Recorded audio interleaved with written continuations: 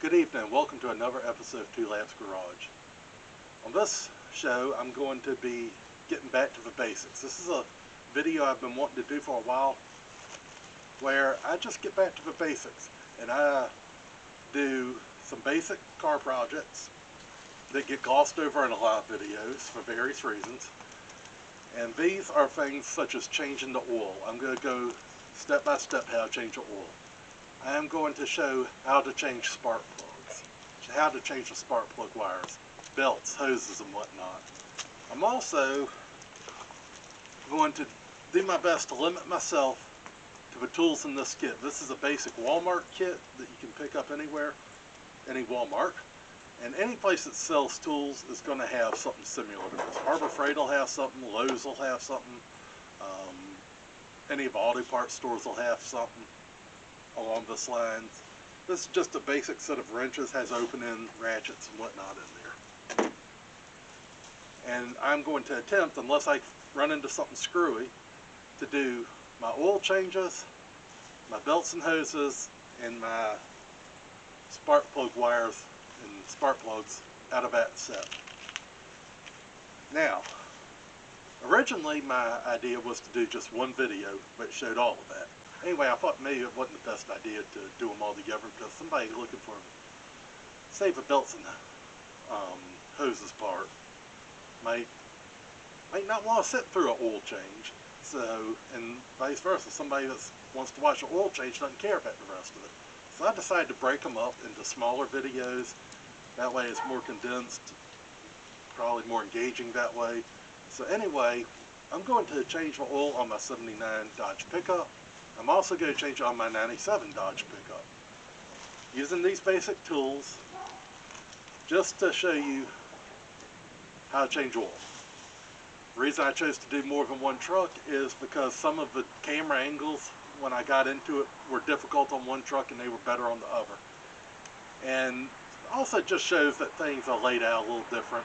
I could show every single one of my vehicles. Y'all get bored with that because they're all a little different, but they're all basically the same. Since the invention of the spin-on oil filter all the way up to new cars, with a few exceptions along the way, of course, pretty much an oil change is an oil change. It's done the same way. Some things are easier to get to on some cars than they are others. Some of these exotic cars I've heard some ridiculous stories about them, but we don't mess with exotic cars here. So anyway, I'm going to show y'all how to do your oil changes, and I hope that you learn some money-saving advice. Maybe this will get you involved in messing with cars. Maybe some younger people will think, oh, you know, I can do that. Maybe some people have been around the block a little bit can say, you know what, I'm going to start doing my own stuff. Maybe it might even get somebody interested in entering the old car hobby. Who knows? But anyway, I'm going to go back to the basics for a few episodes, make a little mini-series. But today's episode is changing the oil. So let's get to it.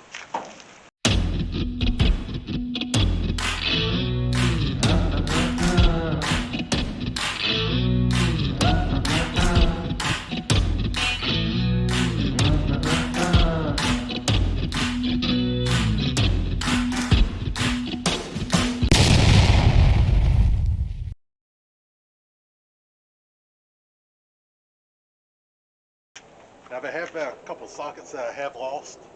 So if I have to go get something out of a garage, it's actually a direct replacement for what's in here that I lost.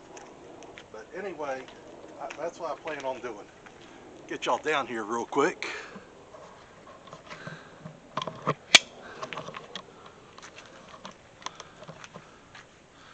Alright, so here's oil filler cap, dipstick. One of the first things that I do is I remove the oil filler cap. And what that does is that eliminates the vacuum. It makes the oil flow out easier.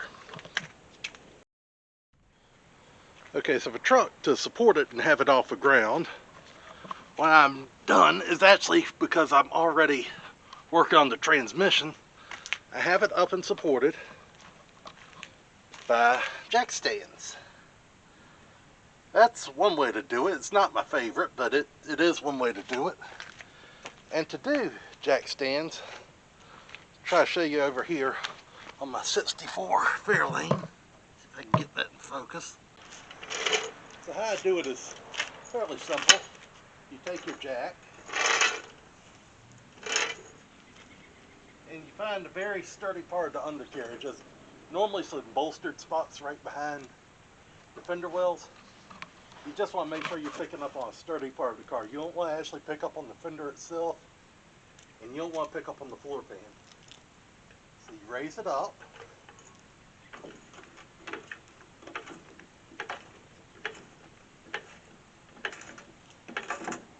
Higher than you need to. Take your jack stand.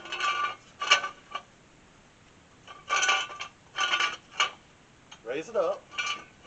Give it a little pumping if you need to. Find the sturdy part under the car where you're not going to do any damage.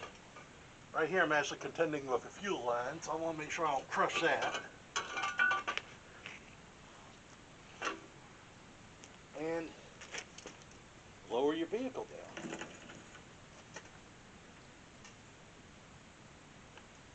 And that has raised up the vehicle enough that you can get under it. And then, once you're done, you pretty much just reverse the process. Jack the vehicle back up.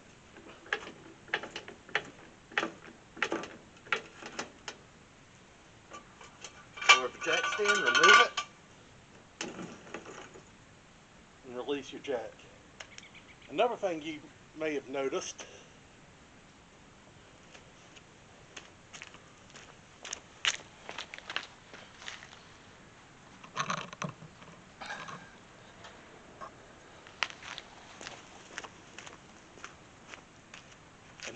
when you're jacking up a vehicle is I like the stance is important to me.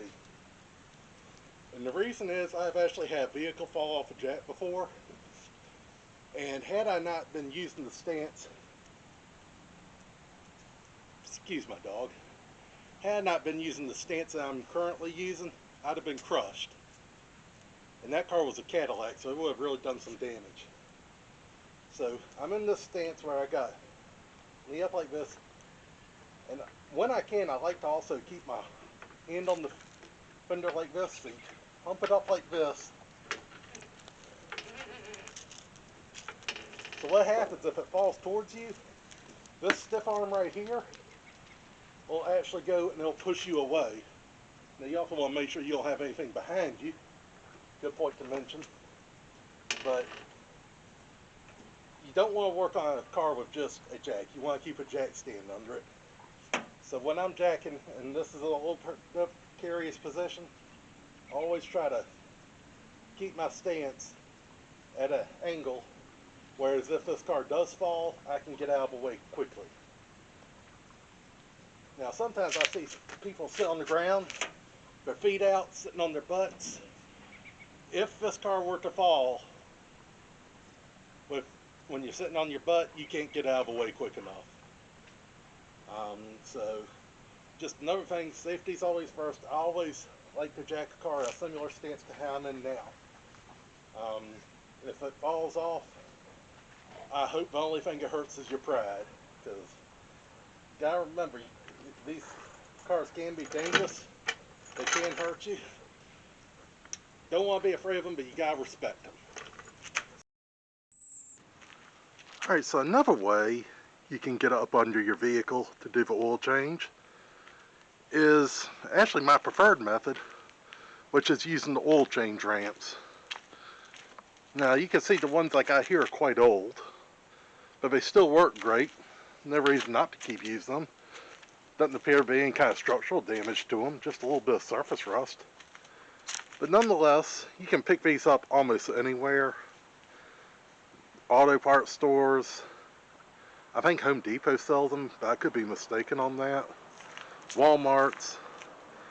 A lot of places sell these things. But anyway, the process is pretty simple. You put them in front of your front tires. So you drive forward up onto them. Keep them straight with your wheels. And to do that, you just kind of stand back here and look. Check both sides. And your front drive cars will scamper right up these without a problem. Your rear drives typically don't give you a whole lot of problem. As you can see, I am going to be changing my oil on asphalt driveway. But some people are doing it on dirt, especially the time of year when you have leaves on the ground. Especially if you have leaves on the ground, you may want to come and rake up under the front tire here, because you get the wet leaves and wet grass and all in front of the tire. Sometimes a rear drive will start spinning the wheels and make it a little trickier to get up. The other thing you want to be careful of if you're using the ramp method is not to go too far. And I say this because I've done it. There is a little bit of a lip right here, but as you can see, that's not going to stop this truck if it gets a hit of steam. So that's just kind of there to let you know. This is one of a few instances where I will 2-foot drive an automatic transmission. So I'm kind of dragging the brake when I go up, and when the vehicle gets to the top of this ramp right here, where my foot is, it's going to start going a lot easier. So that's why I keep my foot on the brake, my left foot. As soon as I feel that, I'll push the brake in, and then I'll just kind of nudge it forward till I'm satisfied it's in a good spot. Because like I said, you don't want to overdrive it on here. So anyway, as you can see, I am working on a different truck right now, but nonetheless, I'm just showing the concept of it. But yes, this is just a different way to get up under the vehicle. I prefer this because these are a bit more stable and your tires are actually sitting on it. It actually gives you a little more height. The other thing, sometimes on a truck, they're actually high enough up off the ground, but you don't even need ramps. You can just scoot under them and change the oil and not even have to fool with the ramps.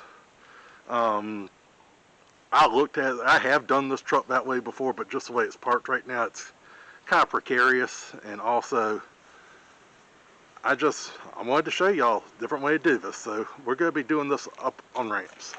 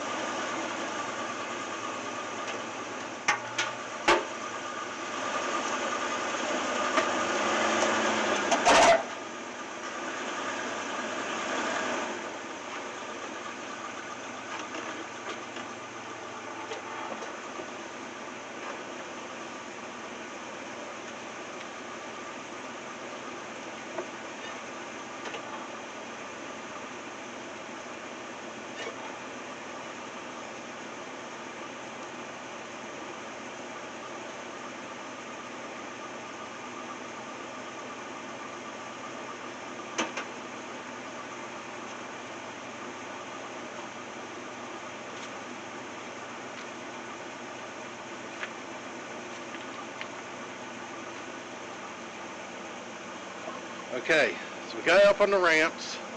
I'm satisfied with how it is. And one thing you want to do too is you want to make sure that your rear wheels are chocked. This way, it won't just willy-nilly start rolling back down the ramps. Just a little something for safety's sake. So anyway, that is the process of putting the vehicle up on ramps. As you can see, it's good and sturdy. And yeah, we're good. Like I said, dodges around the jack stands. So up here, pretty much that's your prep work. Now some vehicles, I'll probably show you this later on, you can easily reach the filter from the top. And that's great when you can. I'm 6'4", and that's the best I can reach. I'm probably still 6 inches away from that filter. So I'm going to have to do this one from underneath. Also the drain plug's underneath. So I'm going to get something to catch the oil in. I'm going to go down there. I'll meet you down there in a minute. Alright, so we're up under the truck now. I put a piece of plywood on the ground, and its only purpose is for comfort. At the very back of the engine here, try to see if I got this in view. Oh, okay. Okay, so at the very back of the engine here, there's the oil plug. Let's get it right there. And up over here, somewhere. Up there is an oil filter. So what we gotta do is we gotta spin that oil filter off, and that's just your normal left hand to loosen, and take this plug off the back of the engine. It's right here. Take that plug off, and that'll drain the oil out. Alright, there we are. We're back. It took me a little while to figure out how to do this with the hold that camera and do a job. Also, this is the first time I've used a filter. I was actually putting it up from the downside, so I actually gotta remember to spin it backwards from how my hand is used to doing it. But I got busted loose. I just had to take two hands for a second, put a few ooga-doogas on it.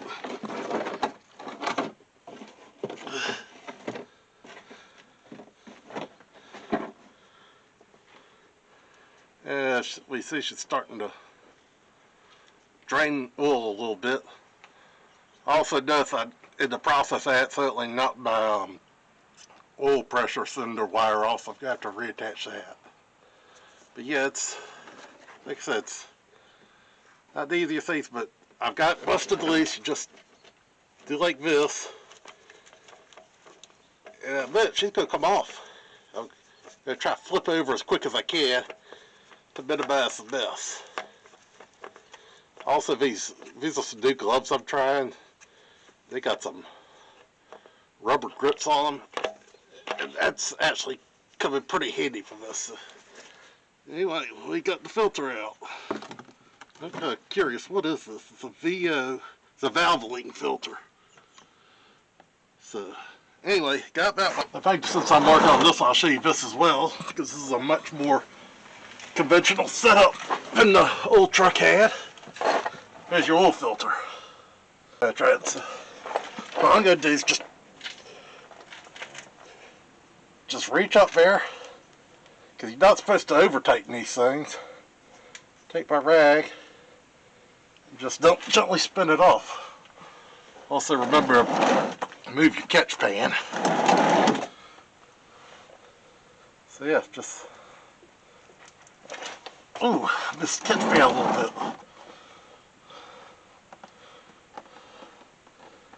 And just like I said, I mean, you can see I'm doing this with two fingers. It's not very difficult.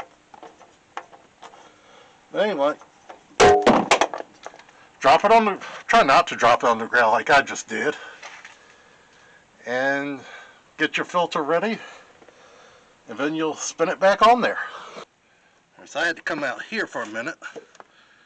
Use a Baldwin filter. I said on another video that I've researched and found these were outstanding, but you can't hardly find them. And very next time I put in a parts order, there they were. So anyway, another thing I did is I put today's date. In case you're curious when I actually shot this, I put today's date right here on the filter where I can see it from the top. And that's just a simple reminder of when it's due. So anyway, on a lot of vehicles where you have the filter pointing down,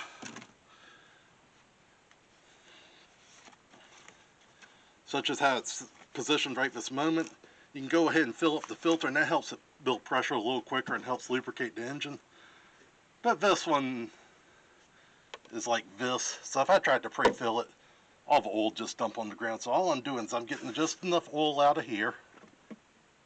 Oh, that's way too much. That won't be a problem though. And just wetting my gasket.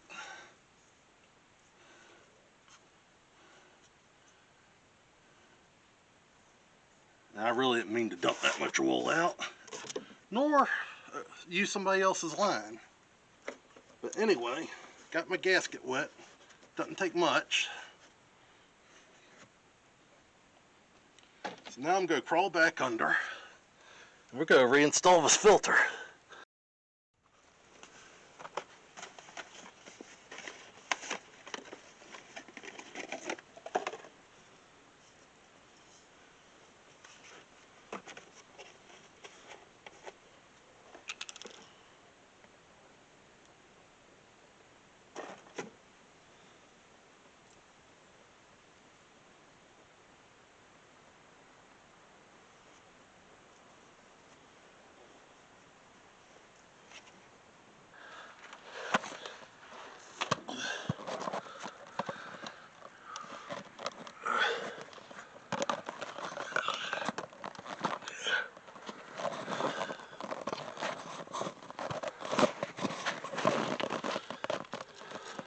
Anyway, take it, stick it up here, and just spin it on.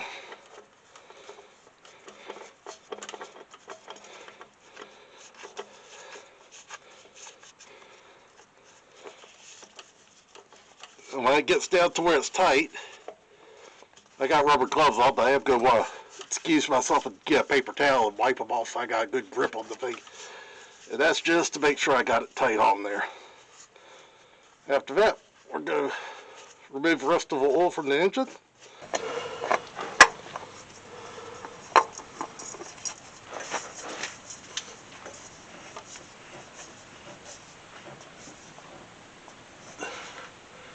That's all there is to it. Alright, so I got the filter back on, and now it's time to drain the pan. Now, like I said earlier about my Walmart socket set, there are a couple pieces that I have managed to lose since I got it. And darn if one of them wasn't the correct socket for this. So I went in the garage and got the first one I could get my hands on, which just so happened to be a deep well. And me using a deep well is completely unnecessary. There's no advantage to using it. In fact, it might be a little bit of a disadvantage to be using it in this situation.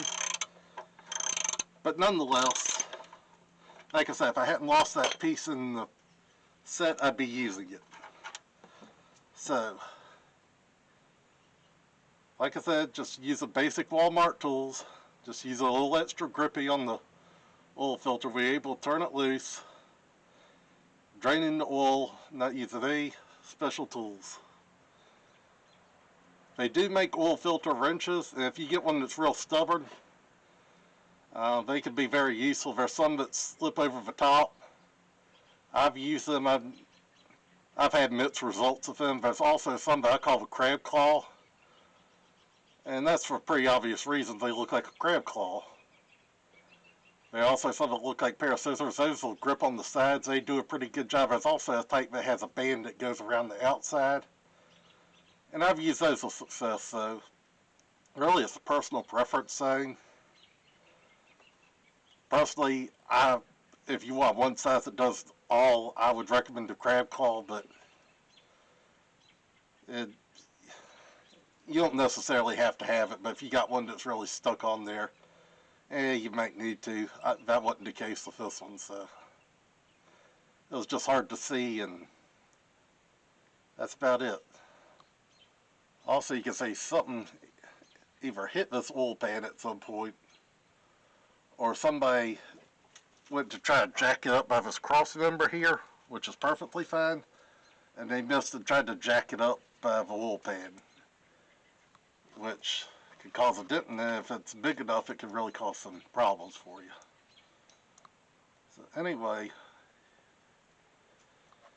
you wait, and when the oil gets to where it's just a drip, as you can see, it's dramatically started to slow down. But when it gets to where it's just a slow drip, you can reinsert your plug. I do recommend taking a clean rag and wiping it down before you put it back in. But when the time comes, just put your plug back in. Make sure that you got everything put back like it was before you came under. It'll be time to go up top. Just tighten it up. And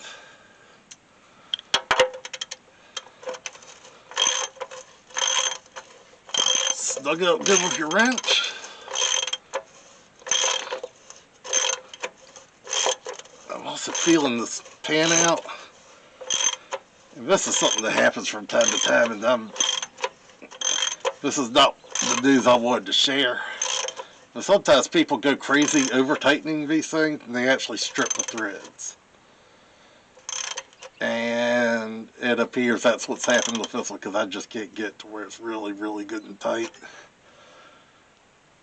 So that's unfortunate. What I'm going to try to remember is next time I go, they do make plugs of these things that can cut new threads. It's not my first choice of things to do, but they do make some plugs that have provisions for when this has happened. So, unfortunately, that may be my next move. Also, who knows? I might decide to change this oil pan, which will also take care of that issue. But that's beyond your basic maintenance thing. So what I did, I just went with snug on this. Also, when you're doing the oil filters, snug is good enough. You don't. I mean, you want to get it good and hand tight, but you don't need to start pulling out any kind of fancy tools or anything, because if you over tighten them, you can actually crush them or make it very difficult to get off the next time, and it's to no purpose. So you just don't want to over tighten them. But anyway, we're done under here. I'm going to grab my stuff and meet y'all back up top. Alright, so I went and did a few other things around the property while I was waiting for oil to drain. I'm satisfied that it's drained as much as it's going to. So anyway, like I said, much easier show on this truck. Thread your plug in, wipe it down with a rag.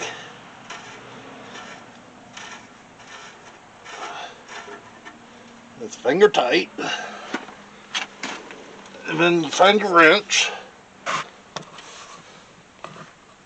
And then you find your wrench. And then you find your wrench. Oh, for Pete's sake, where is it? There it is, I see it. You find your wrench. Switch it to tighten.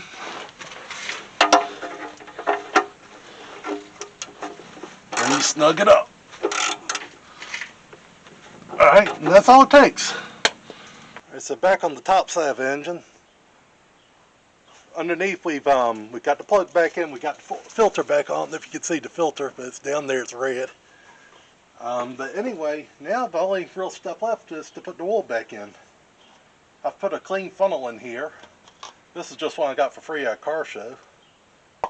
But very typically inexpensive. And one thing you can do if you don't have one is you can take an old oil bottle or power steering fluid bottle or something, as long as the end fits inside the filler neck. Just stick it in there, take just an old empty one, and then use a knife. Don't use a saw, use a knife, and very carefully, make sure you don't cut yourself.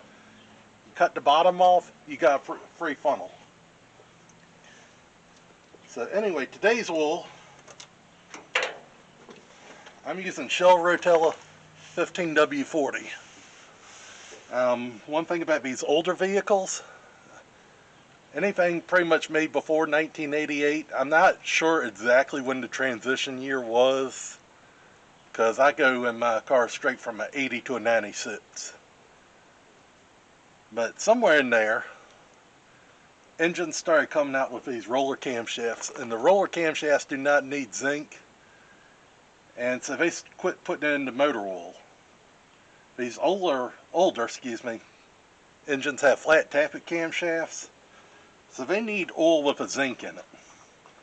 And it doesn't really say on the jug whether or not you have zinc in it for most, but a pretty surefire way to make sure you got zinc in your oil is to get a diesel oil. 15W40 is a common weight. Most of these old engines were designed for 10W40. This is very close. And also the quality of motor oil now as opposed to what it was then has gone up drastically. Same cannot be said for the gasoline, but that's another topic for another day. But anyway, you want zinc in your motor oil. This is a good, cheap way to get it. In the event that you go to your local parts store or discount stores such as Walmart or Target, and you cannot find any diesel oil, you can't find any of a 15W40 diesel oil, Rotella, Dello, anything like that, there's another way you can get zinc pretty inexpensive. And that is a good old thing of a blue bottle of STP. I think the other colors have it as well, but the blue's the cheapest. And it says 3 things right on it that it contains, and one of those is zinc. So just get whatever motor oil you prefer, Honestly, unless you start getting into the specialty oils, there's not a whole lot of difference between any of them. But just get you a thing of 10W40. If you got a really old engine that's burning a lot of oil, you may want to use 20W50. And just get one of the blue things of STP, and you got your zinc. So anyway, what I like to do when I get my diesel oil is most of these old cars, especially American cars, they take 5 quarts. Just about all of them are 5 quarts. And they sell it in these 10 quart things. They sell it in 4 quart and 10 quart. I just get the 10 quart, save some money, and I got enough to do 2 oil changes. So get done with your oil change. You got it done. Check for leaks. As you fire up the engine, check for leaks. Make sure you're not blowing oil out anywhere. And then you check your dipstick to make sure you got the proper amount. This, however, with it being in the middle of a clutch change and the transmission being removed from it, also means that the starter's been removed. So I cannot start this engine right now. So it's kind of a moot point. But I know I'm pretty close on the oil. Also, one thing I should have mentioned at the very beginning of that speech was this is the second oil change out of that jug. I already did another vehicle with the first half. So I'm not sure that it was exactly at 5 quarts in there. So just to safeguard from overfilling it, I guessed. And once I get so I can start this thing, one of my first tasks will be to see if I was right. Alright, so just like the other one, put your funnel in, pour your oil. Now, unlike what I did with the other truck, since this is a newer truck, and it does have the roller cam, I'm just using some plain old Pennzoil. And I bought Pennzoil because, well, there's a Walmart clearance sticker right there.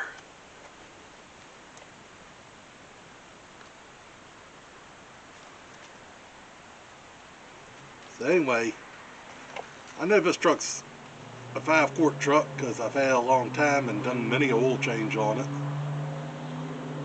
So I know that the 5 quarts is right, but nonetheless I will show you the proper way to do this if you're a little unsure.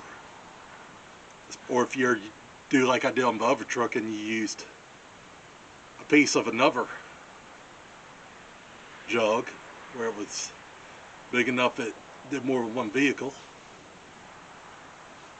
So anyway, just patiently pour it in. It's a lot colder today than it was yesterday while I was doing the older truck. So it's flowing a bit slower.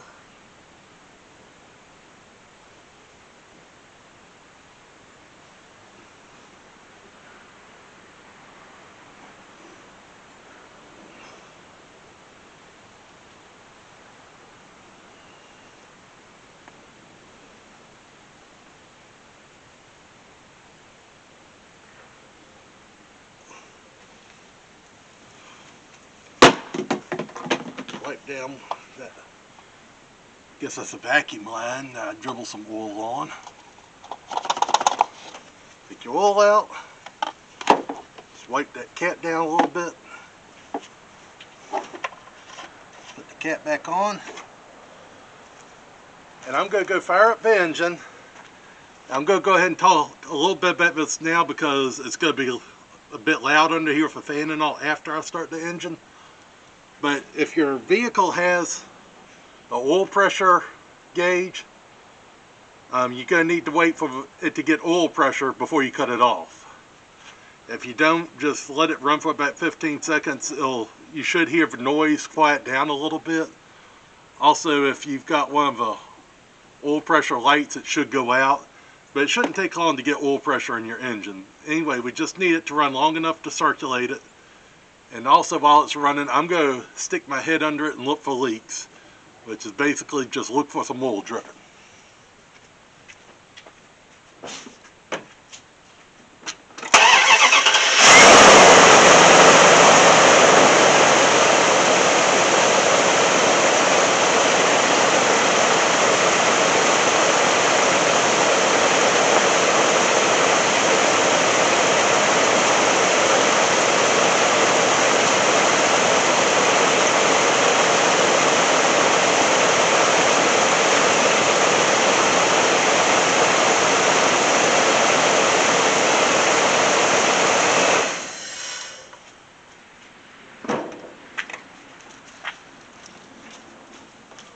Also, don't be too alarmed if you notice some smoke blowing by when I did that. Neighbor's got a little bit of a fire going, so some of the smoke did drift over here at a rather inopportune time. But anyway, just take a clean rag, pull your dipstick out, wipe it down, stick it back in, seat it, pull it back out yet again.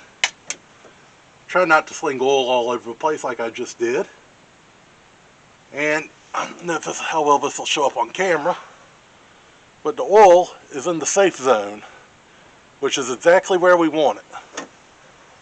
So anyway, the oil was changed. So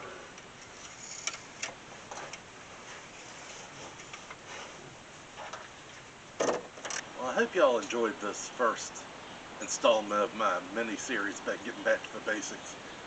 Doing the oil changes on these trucks is not only necessary, it was nice just to get back to the basics.